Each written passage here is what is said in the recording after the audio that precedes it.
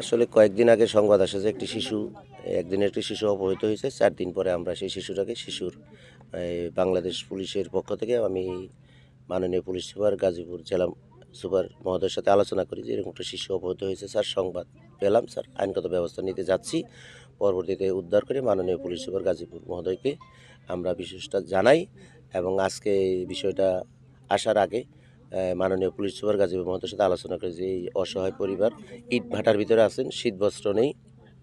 যে স্যার বললেন যে কিছু শীত বস্ত্র এবং কিছু জামা কাপড়, মশারি এগুলি নিয়ে ফল নিয়ে এই পরিবারের কাছে যে শুভেচ্ছা জানান যে একটি ফুটফুটে শিশু জন্মগ্রহণ করছে। এই অসহায় পরিবার পিছনে বাংলাদেশ পুলিশের পক্ষ থেকে যতপুর থানার অফিসার হিসেবে আমি তাদের সাথে এই ফুল দিয়ে শুভেচ্ছা বিনিময় করি এবং খোঁজখবর নেওয়ার জন্য আসি, যেন আশ্বস্ত করি এই শিশুটা যেন সিকিউর থাকে, কোনো শঙ্কার ভিতরে থাকে না, বিপদমুক্ত থাকেন। আমার টহল পুলিশ মাঝে মধ্যে এসে খোঁজখবর নেবেন, ভয় পেয়ে না, আশ্বস্ত করার জন্য আসছে। তারা এখনও শঙ্কার ভিতরে আছে বলতেছেন, যে কারণে আমি সরাসরি এসে তাকে আশ্বস্ত করলাম যে আপনি বিপদমুক্ত, কোনো সমস্যা নেই, কেউ আর আপনার বাচ্চা নেওয়ার জন্য আসবে না, আপনার বাচ্চা আপনার কোলেই থাকবে।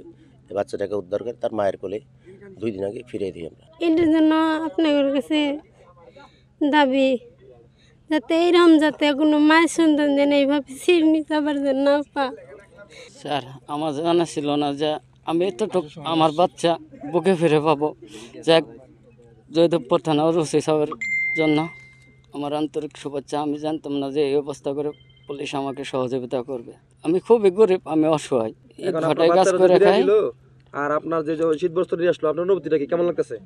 আমি খুবই খুশি লাগতেছে sir. Double million offer Walton fridge কিনে পেতে পারেন 20 লক্ষ টাকা, রয়েছে কোটি কোটি টাকার নিশ্চিত উপহার। এর জন্য আমার পক্ষ থেকে আন্তরিক শুভেচ্ছা।